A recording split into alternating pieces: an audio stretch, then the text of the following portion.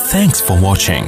Don't forget to like, comment, share and subscribe to Mufti Tariq Masood, famous scholar. Doctor Zakir Naik اللہ تعالیٰ ان کی عمر میں برکت دے, ان کا بھی ایک کلپ نظر سے گزرا.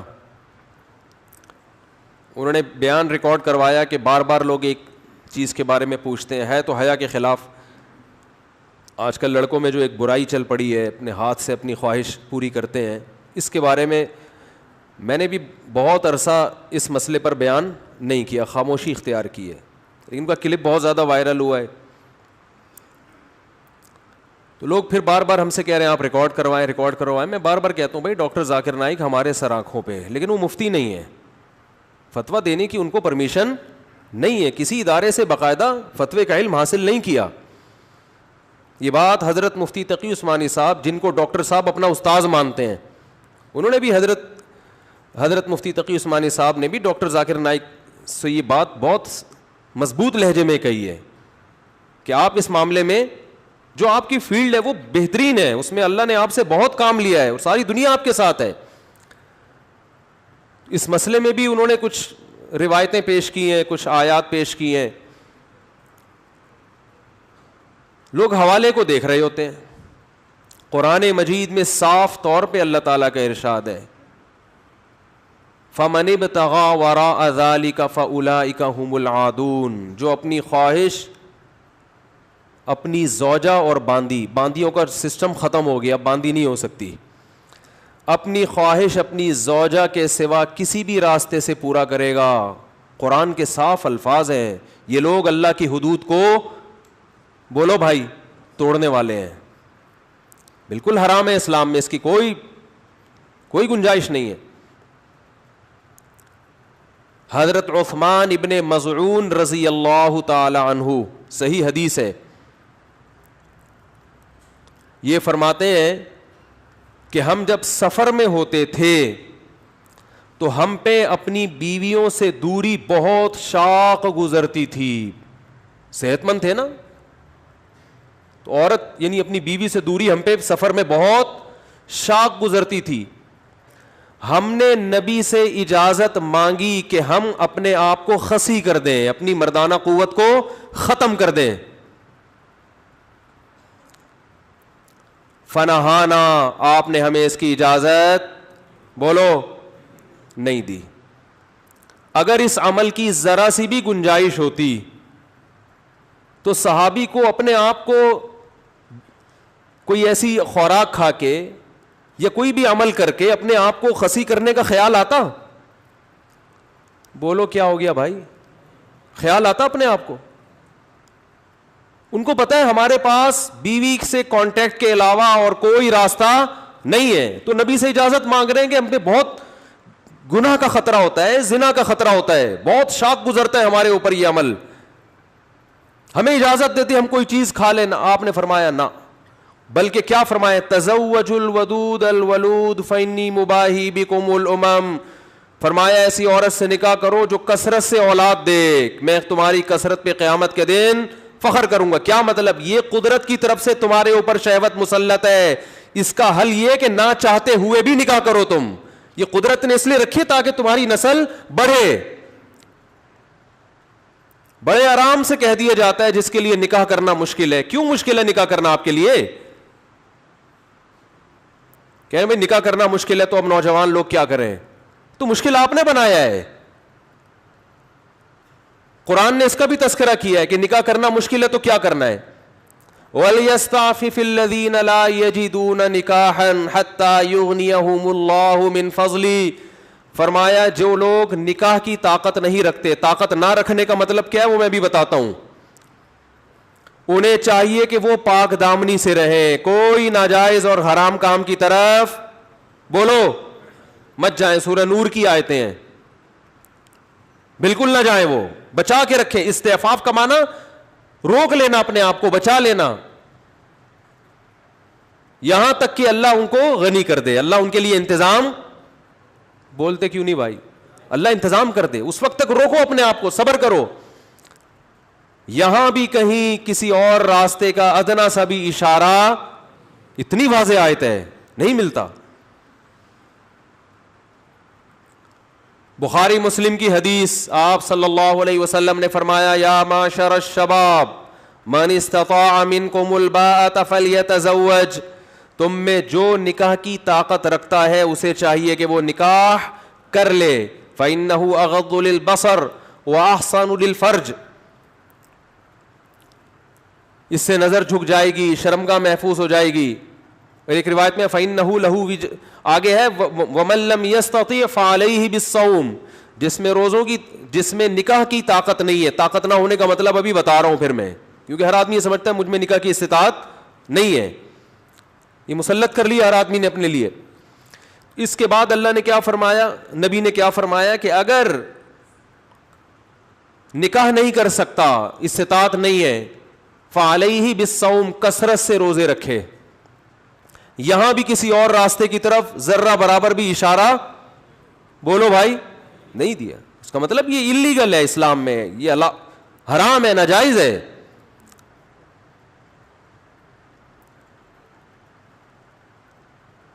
باقی رہا یہ مسئلہ کہ فلاں نے یہ لکھا، تو جب آپ اسلامی فقہ میں لاکھوں علماء گزرے ہیں، لاکھوں فقہا، تو کہیں نہ کہیں کسی کے نہ کسی کا کوئی قول نکل آتا ہے. ایسے تو بہت ساری چیزیں حلال ہو جائیں گی، آپ اگر تلاش کرنے پر آئیں تو بہت سارے اقوال آپ کو مل جائیں گے. یہ علماء کو پتا ہوتا ہے کہ کون سا قول اس قابل ہے کہ اس قول کو لفٹ کرائی جائے، کون سا قول اس قابل ہے کہ بس یہ اس کی کوئی حیثیت نہیں ہے.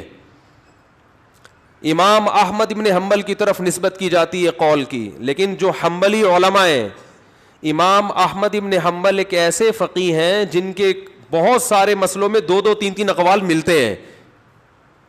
یہ ہے ان کے مذہب میں ایسا ہے. تو فقہ حنبلی میں جو بڑے جید علماء ہیں ان سے پوچھا جائے گا کہ فتویٰ کس قول پر ہے، تو فقہ حنبلی میں فتویٰ اس کے حرام اور ناجائز ہونے پر ہے. تو ایسے تو بہت سارے اقوال مل جائیں گے. اور قرآن کی طرف ہم آتے ہیں. قرآن مجید میں 5ویں پارے کا آپ پہلا رکوع پڑھیں. اللہ نے فرمایا وَمَن لَّمْ يَسْتَطِعْ مِنكُمْ طَوْلًا أَن يَنكِحَ الْمُحْصَنَاتِ الْمُؤْمِنَاتِ فَمِمَّا مَلَكَتْ أَيْمَانُكُم مِّن فَتَيَاتِكُمُ الْمُؤْمِنَاتِ، تم میں جو آزاد عورت سے نکاح کی طاقت نہیں رکھتا اسے چاہیے کہ وہ کسی کی باندی سے نکاح کر لے. اس کو خوب اچھی طرح سمجھیں، یہ موضوع چل گیا تو میں اب کمپلیٹ کر لوں. وہ کسی کی باندی سے، اب باندیاں نہیں ہوتی ہیں ذہن میں رکھیں، باندی سے نکاح کرنے میں نقصان ہی نقصان ہے. کیونکہ باندی، کسی کی باندی جو ہوگی نا آپ کی بیوی ہوگی، لیکن خدمت وہ اپنے مولا کی کرے گی. سمجھ میں آ رہی ہے بات؟ اس سے جو بچہ پیدا ہوگا غلام ہوگا، یعنی آپ کا بچہ غلام پیدا ہو رہا ہے. کتنے نقصانات ہیں. لیکن قرآن نے کہا کہ لمن خشی العنت منکم، جس کو زنا کا خطرہ ہے اسے چاہیے کہ وہ کیا کر لے، کسی اور راستے کی طرف جانے کے بجائے کسی کی باندی سے نکاح کر لے. اگرچہ اس میں اتنے سارے نقصانات ہیں، نکاح کی جو مصلحتیں وہ حاصل نہیں ہوتی اس میں، لیکن پھر بھی عورت سے ریلیشن یہ ایک نیچرل ہے. اللہ نے عورت کو مرد کے لیے اور مرد کو کس کے لیے، عورت کے لیے. تو اس نیچر پہ باقی رکھنے کے لیے اللہ نے حکم دیا کہ اتنا نقصان والا نکاح ہے، پھر بھی کسی اور راستے کی طرف جانے کے بجائے یہ کام کر لو. اس میں صاف اللہ نے بتا دیا ہے کہ اگر کسی کو زنا کا خطرہ ہے تو نکاح میں اپنا معیار کیا کر دے، وہ بولو کم کر دے. آج جو لوگ کہتے ہیں نا میں ہمارے نکاح نہیں ہو رہا، آپ کو آپ کی مرضی کا رشتہ نہیں مل رہا ہوتا، آپ نے ایک اسٹینڈرڈ بنایا ہوا ہے کہ مجھے ایسا رشتہ چاہیے.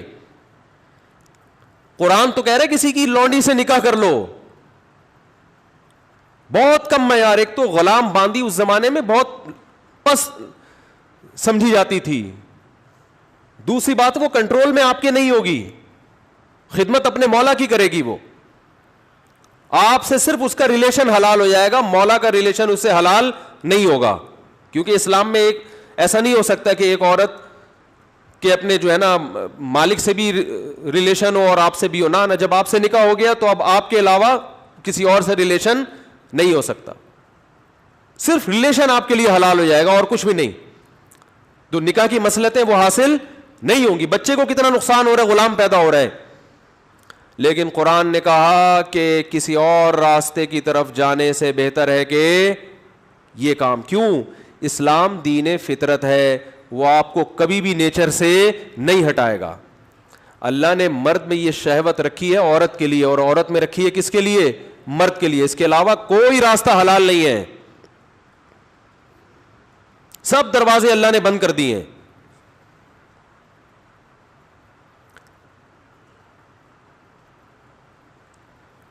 رہا یہ مسئلہ, اللہ فقہا نے یہ بیان کیا ہے کہ اگر کسی شخص کو نکاح کے لیے کوئی عورت میسر ہو, رشتہ مل جائے, تو یہ ان لوگوں میں داخل نہیں ہے کہ جن میں نکاح کی استطاعت نہیں ہے. خوب اچھی طرح سمجھیں, یہ جو کہا جاتا ہے نا کہ نکاح کی استطاعت نہیں ہے, اس کا مطلب ہے کہ آپ کو کوئی رشتہ دینے کے لیے تیار, بولو نا بھائی, نہیں ہے. یہ مطلب ہے اس کا.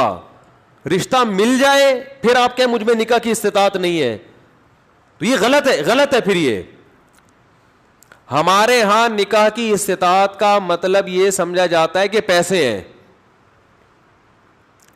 اسلام میں غریب آدمی کو بھی نکاح کی اتنی ہی ترغیب ہے جتنی مالدار کو. اگر پیسے ہونے کا نکاح کی استطاعت سے تعلق ہوتا تو ہمارے نبی کے گھر میں 40 دن چولہا نہیں جلتا تھا اور آپ نے 9 بیویاں رکھی ہیں. بہت مشکل ہے بات سمجھانا, بہت مشکل ہے. صحیح بخاری میں امام بخاری نے عنوان باندھا ہے بابو تزویج الموسر, غریب کی شادی. اس میں نبی صلی اللہ علیہ وسلم نے ایک ایسے صحابی کی شادی کرائی ہے جن کے پاس مہر کے لیے ایک لوہے کی انگوٹھی بھی نہیں تھی, ٹوٹل کائنات ان کی ایک لنگوٹا تھی. آپ نے فرمایا کہ تمہیں کچھ صورتیں یاد ہیں؟ صحابی نے کہا. فرمایا زوجتکہا, تمہارا نکاح میں نے اس خاتون سے کرا دیا, بما معک من القرآن, جو صورتیں یاد ہیں وہ بیوی کو یاد کرا دینا, بس ہو گیا نکاح, چلو جاؤ. یہ تو آپ کی ٹینشن ہے جیب میں پیسے ہونا نہ ہونا.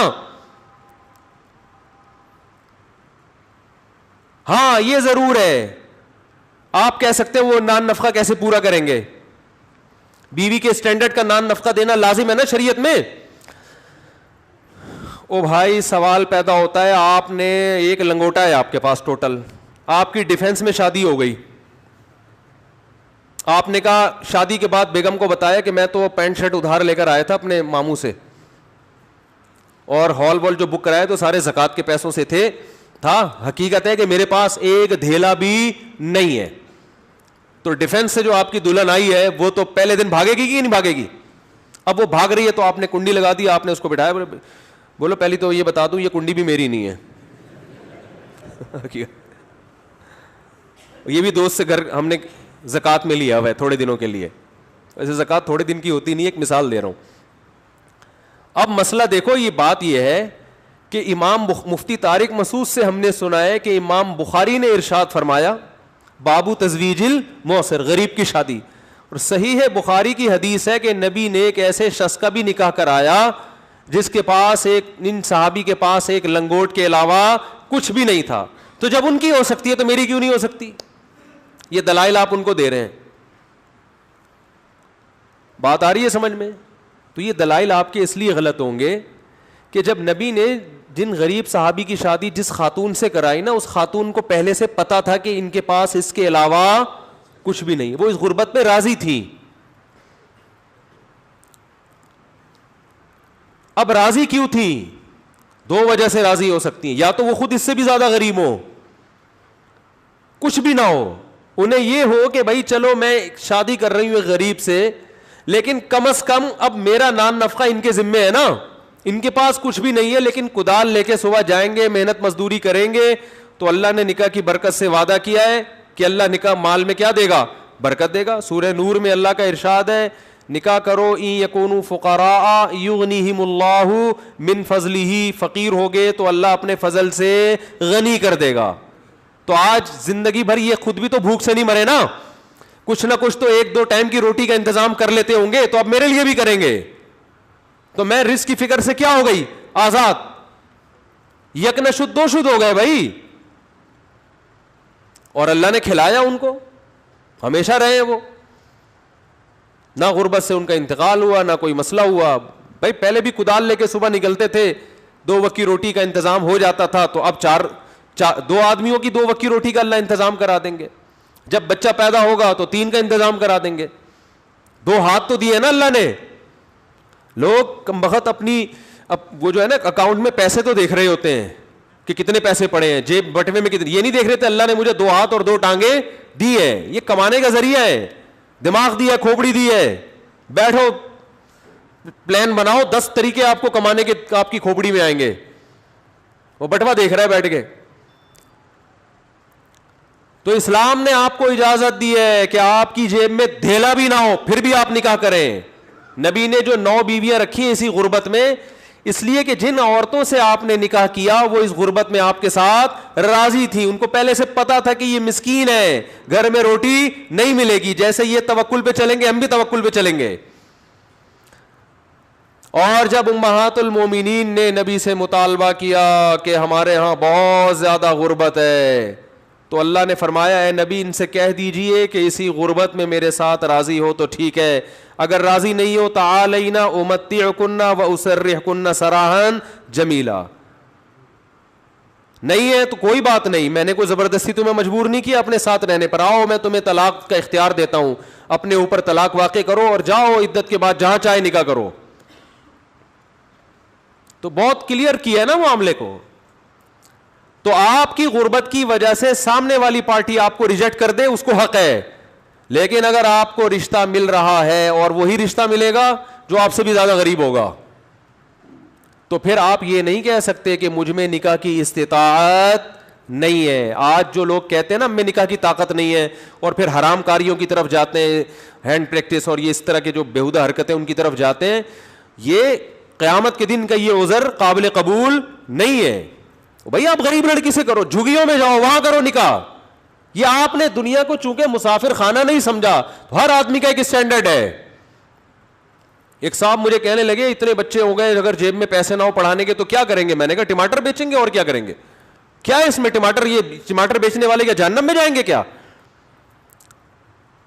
نہیں تو اتنے بچے ہمارے ٹماٹر بیچیں گے. وہ بھائی جان دنیا مسافر خانہ ہے, یہاں صدر زرداری بھی قبر میں جائے گا, مسلم لیگی بھی قبر میں جائیں گے, مریں گے سالے, سب نے مرنا ہے. وہ فرعون کہاں گیا جو اتنا بڑا بادشاہ تھا؟ جنرل مشرف بھی بیمار پڑے ہوئے, تھوڑے دنوں میں اطلاع آ جائے گی, سب کی آئے گی, یہ کوئی بری بات نہیں ہے, میری بھی آئے گی آپ کی بھی آئے گی. اس کو اتنا مسلط کر لیا کھوپڑی کے اوپر. یہ دنیا کی محبت ہے, یہ ایجوکیشن نہیں ہے. اس کو ایجوکیشن یا ترقی نہیں کہتے, یہ دنیا مردار سے عشق ہے, اور اس عشق کی سزا دنیا میں اللہ دیتا ہے, دماغ کا سکون چھین لیتا ہے. پڑھاؤ اپنے بچوں کو, اچھے سے اچھا بناؤ, ڈاکٹر بناؤ, انجینئر بناؤ, بن گیا ٹھیک ہے, نہیں بنا کوئی بات نہیں, رکشا چلائے گا, کوئی ٹینشن کی بات نہیں ہے. ہمارے نبی نے کیسی مثالیں دے دے کے ہمیں سمجھایا, ہم کو انگریز تھوڑی ہے بھائی. کیسی مثالیں دی ہے نبی صلی اللہ علیہ وسلم نے. پچھلی امتوں کی مثال دی کہ ایک عورت جو ہے نا وہ اپنے بچے کو گود میں اٹھائی ہوئی تھی, تو ایک شخص جس کو لوگ برا بلا کہہ رہے تھے, مسکین, غریب, پراگندہ بال, تو ماں نے دعا مانگی اے اللہ میرے بچے کو ایسا نہ بنانا, اس کی تو کوئی عزت ہی نہیں ہے معاشرے میں. حدیث میں آتا ہے بچے کو اللہ نے ماں کے گود میں بولنے کی توفیق دی, بچے نے کہا اللہ مجھے ایسا بنا دینا. دوسرا بڑی عالی شان سواری میں گزرا, کوئی پیپلز پارٹی میں بڑے عہدے پر ہوگا اس زمانے میں, بڑی عالی شان سواری اور بڑا جاہو جلال کے ساتھ. ماں نے کہا اللہ میرے بچے کو ایسا بنانا. آج مائیں کہتی ہے نا ایسا بن جائے ایسا نہ بنے. بچے نے ماں کی گود میں کہا اللہ مجھے ایسا نہ بنانا, مجھے ایسا نہ بنانا. حدیث میں آتا ہے یہ جو جاہو جلال کے ساتھ گزر رہا تھا خدا کا باغی اور اس کا نافرمان تھا, اور وہ اللہ کا فرما بردار تھا جو پہلا والا. دیکھو فرعون نے جو موسیٰ علیہ السلام کو تانے دیے نا وہ غربت کے تانے دیے, وہی تانے آج آپ غریبوں کو دے رہے ہو کہ اتنے بچے ہو گئے تو ٹماٹر بیچیں گے. غربت کوئی عیب بولو نہیں ہے.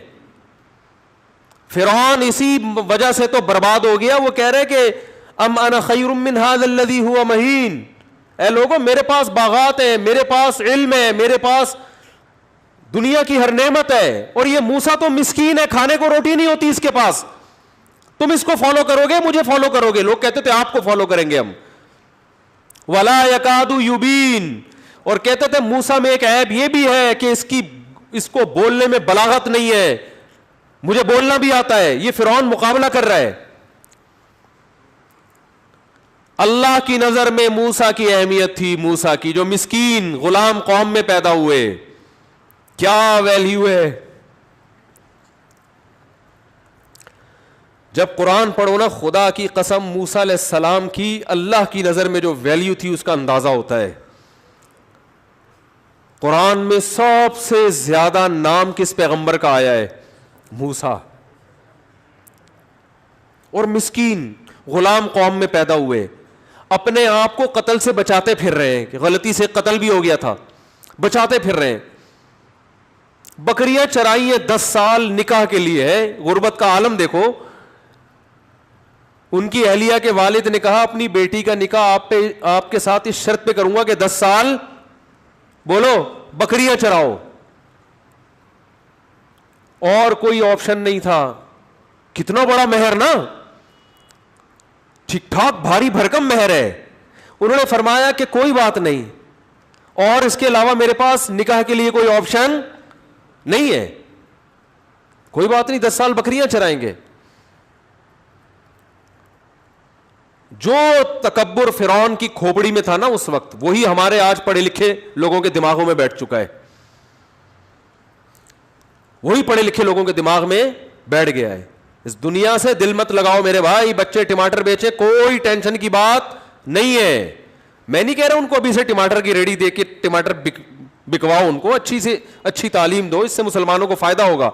پیسے نہیں ہے تو کوئی ٹینشن کی بات نہیں ہے, کوئی ٹینشن لینے کی بات نہیں ہے. ہمارے نبی مسکین تھے بھائی,